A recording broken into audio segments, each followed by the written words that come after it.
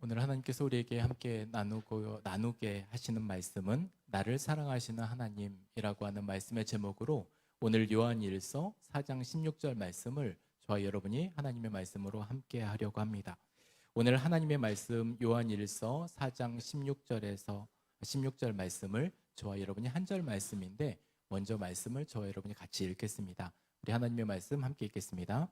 하나님이 우리를 사랑하시는 사랑을 우리가 알고 믿었노니 하나님은 사랑이시라.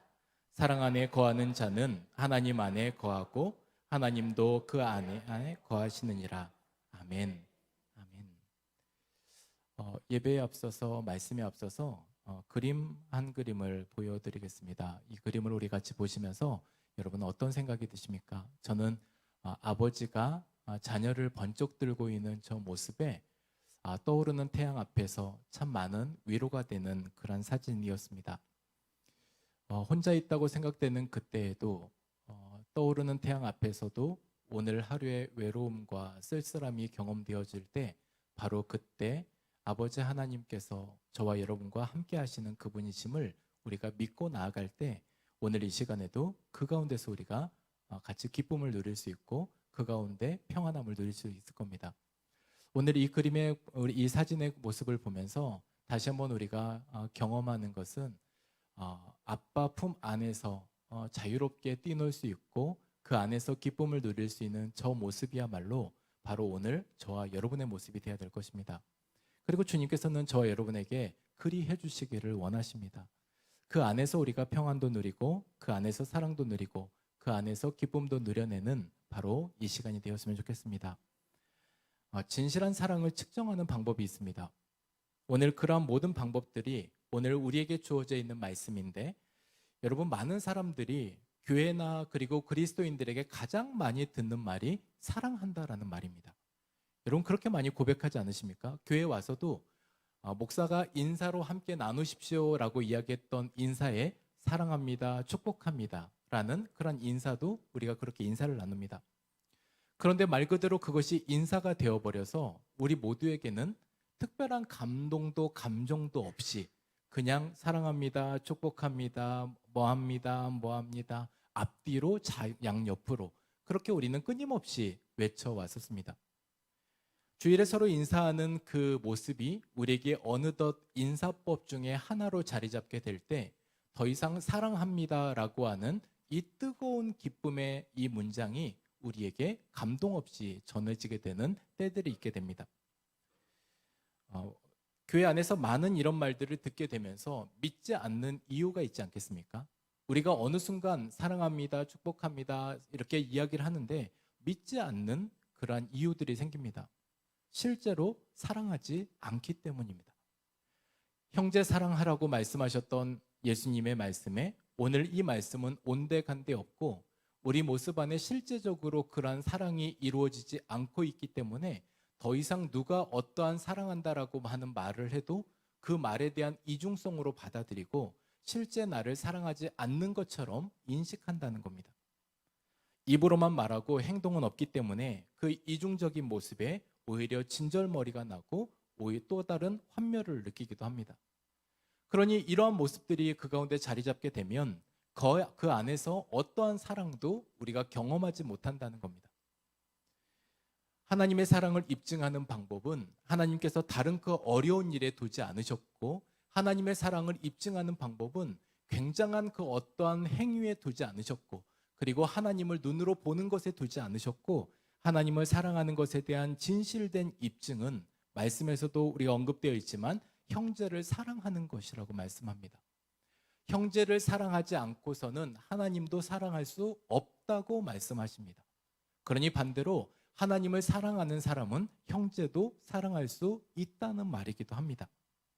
그러니 하나님이 나를 사랑하시는 것을 믿는 사람은 하나님 안에 거한다라고 말씀하고 계셨고 하나님 안에 거주하는 사람은 그 사랑을 표현할 수밖에 없다라는 논리를 펼 수 있습니다. 왜냐하면 하나님은 사랑이시기 때문에 그렇습니다. 이 하나님께서 사랑이신데 그 하나님께서 우리 안에 거주하신다라고 하는데 우리 안에 거주하시면 우리 안에 사랑이 있어야 하고 그 사랑이 있음으로 우리는 표현될 수 있습니다. 사도 요한도 그러한 마음을 가지고 예수님의 애제자라고 이야기를 했고 예수님의 사랑을 받은 그러한 제자로 사도 요한을 말하고 있습니다. 그래서 사랑받아본 사람이 또 누군가에게 사랑할 줄 압니다. 사랑하는 법도 알고 받은 사람이 줄 아는 법입니다. 그러니 오늘 이 시간에 예수님께서 우리에게 말씀하시는 것은 하나님 사랑의 입증법, 바로 그것은 다름 아니라 너희 안에 있는 그 사랑을 형제에게 사랑으로 입증해 가면 그것이 곧 너 안에 내가 있다는 것을 증명하는 것이다라고 말씀합니다. 여러분, 하나님께서 우리 안에 있는 것을 우리가 무엇으로 볼 수 있을까요? 어떠한 것으로 볼 수 있겠습니까? 눈으로 확인되어집니까? 그런데 하나님께서 오늘 말씀하시는 것은 너 안에 형제 사랑하기를 계속하고 있으면 그것으로 내가 너 안에 있다라고 하는 말씀을 오늘 말씀에서도 하고 계시는 말씀입니다. 하나님은 사랑이시라 라고 하는 이 말은 하나님에 대한, 하나님이 어떤 분이신지에 대한 하나님의 속성을 나타내고 있는데, 성경에서도 그렇지만 제가 하나님의 성품에 관련해서도 16번을 언급할 정도로 많은 하나님의 사랑을 그리고 하나님을 말씀으로 같이 나누었습니다. 창조주 하나님, 나에 대해서 모든 것을 알고 계시는 하나님, 그리고 어디서나 계시는 하나님, 완전하신 하나님, 우리에게 승리케 하시는 하나님, 때로는 절망 가운데 있을 때 소망을 주시는 하나님, 그리고 나를 위로하시고 격려하시는 하나님, 그리고 우리 모두에게 있어서 전능하신 하나님, 모든 것을 행하실 수 있는 그 하나님은 우리 하나님이십니다. 여러분, 이러한 하나님을 우리가 같이 소개받고 듣게 될 때 여러분에게는 어떠한 하나님이 우리에게 다가오는 하나님이 되십니까? 혹여 한 가지만 고르라고 하면, 한 가지만 선택하라고 하면 어떤 하나님이 여러분 마음 가운데 와 닿으십니까? 한번 생각해 보시면 좋겠습니다. 때로는 하나님은 우리에게 유머 있으신 하나님으로 우리를 웃기시게 하시는 하나님이시기도 하시지만, 오늘 우리에게 있어서 한 가지만 선택해 보라고 하면 내게 어떠한 하나님이 다가오게 될까? 저는 여러 하나님의 속성이 있지만 저는 그 중에 딱 한 가지만 선택하라고 하면 오늘 말씀처럼 하나님은 사랑이시라, 그러니 사랑의 하나님을 선택하겠습니다. 그 하나님은 우리가 있게 되는 존재의 목적을 알려주신 하나님이십니다. 그러니 우리가 존재할 수 있는 이유이기도 하고 구원을 얻게 된 유일한 근거가 바로 하나님의 사랑입니다. 하나님의 사랑 때문에 우리가 존재할 수 있었고, 하나님의 사랑 때문에 제사함을 받아 구원받을 수 있었습니다. 부정할 수 없는 사실입니다. 하나님의 사랑 때문에 이 세상에서 우리는 은혜와 복이라는 것을 누리며 살아갈 수 있습니다. 여러분, 우리가 생각했던 것대로 내가 하나님께 잘한 것만 가지고 하나님께서 내게 상 주시고 은혜 주시고 복을 주셨다면 우리가 받은 것을 그리 많이 헤아릴 수 없을 겁니다.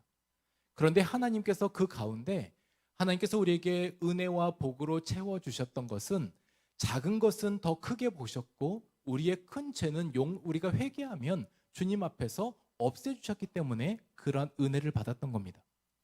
그러니 우리 모두에게는 다시 한번 우리가 생각해 봐야 될 것이, 내가 잘해서 하나님께 내가 상 받을 만해서 우리가 그러한 상들을 받고 있고 누리고 있는 것이 아니라 하나님의 사랑 때문에 우리는 그 안에서 지금도 살아갈 수 있는 근거를 찾게 되는 겁니다.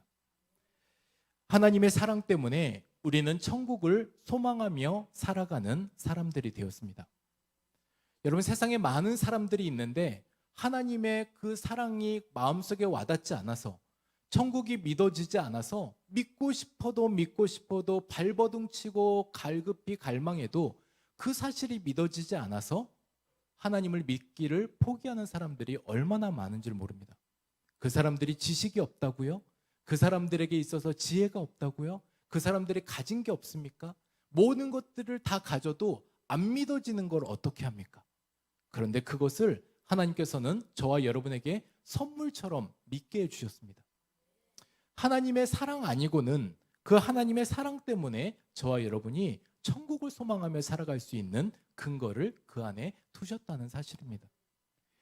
하나님은 사랑이시라라고 하는 이 문장은 하나님에 대한 정의이기도 하고 진리이기도 하고 의심의 여지 없이 우리가 용납하며 받아들여야 될 그러한 근거가 하나님은 사랑이시다라는 말입니다. 다만 이 문장에 대해서 이제 선택만 남아 있습니다. 우리 모두에게도 하나님은 사랑이시다라고 하는 이 말에 있어서 앞서 우리가 천국을 소망하게 하셨고 은혜와 복을 주셨고 우리가 구원받는 존재로 만들어 주셨고 그리고 우리가 하나님 사랑 때문에 존재할 수 있게 하셨던 그 모든 일들에 대해서 이제 우리가 선택할 일만 남아 있다는 겁니다. 그 선택이 뭐냐면 믿느냐 믿지 않느냐. 여러분, 우리 앞에 차려진 밥상이 있어도 이것을 내가 먹을 것으로 여기지 않으면 못 먹는 겁니다. 이게 내 거라는 믿음이 없이는 우리는 단 한 숟가락도 뜰 수 없을 겁니다. 그 사실이 우리에게 있어서 받아들여지는 지혜가 아니라면 우리는 거기에 있어서 만찬이 차려져 있어도 이것을 내가 먹을 수 없는 거다 생각한다면 먹지 못하는 겁니다. 제가 일전에도 말씀드렸던 바대로 신혼여행 가서 호텔을 처음 갔는데 이 안에 있는 음료수를 먹어야 될지 말아야 될지를 모르겠는 거예요. 먹으면 돈 내라고 할 것 같았습니다. 물론 이제 먹으면 돈 내라고 하는 데도 있는데 거기에는 제가 먹어야 될 물과 음료수는 그냥 먹게끔 비치돼 있었습니다. 그런데 너무나도 억울하게도 그 사실을 체크아웃하고 나올 때 알았습니다. 그걸 내가 먹어도 되는 거였는데 거기에 있는 과일도 나를 위해서 먹으라고 놓여진 거였는데 그 과일도 죄다 못 먹은 채 그 안에 있는 음료수도 못 먹은 채 고스란히 두고 그냥 나와버린 겁니다. 여러분, 이처럼 미련한 행동이 어디 있겠습니까?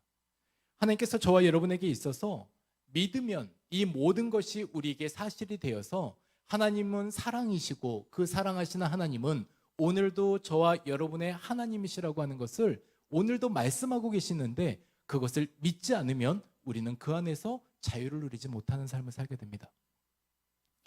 하나님은 사랑이십니다.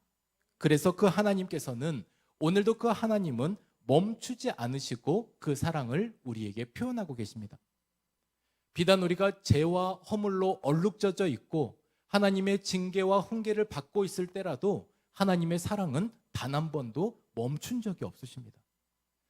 우리의 그러한 모든 것들조차도 하나님은 하나님의 사랑의 모습으로 우리에게 비춰내셨던 겁니다. 이 길을 끝까지 가서 지옥 가지 못하도록 하나님은 징계를 통해서라도 천국 가기를 원하시는 마음에 우리를 표현하고 계시는 겁니다. 망가질 대로 망가져서 끝을 보는 삶이 아니라 우리에게 있어서 다시 돌이킬 수 있는 은혜가 있다면 지금 이 자리에서 돌이켜서 가장 빠른 길을 택해서 하나님 앞에 오도록 그렇게 말씀하고 계시는 하나님이십니다. 그래서 우리가 하나님에 대해서 오해하고 있는 경우들이 있습니다.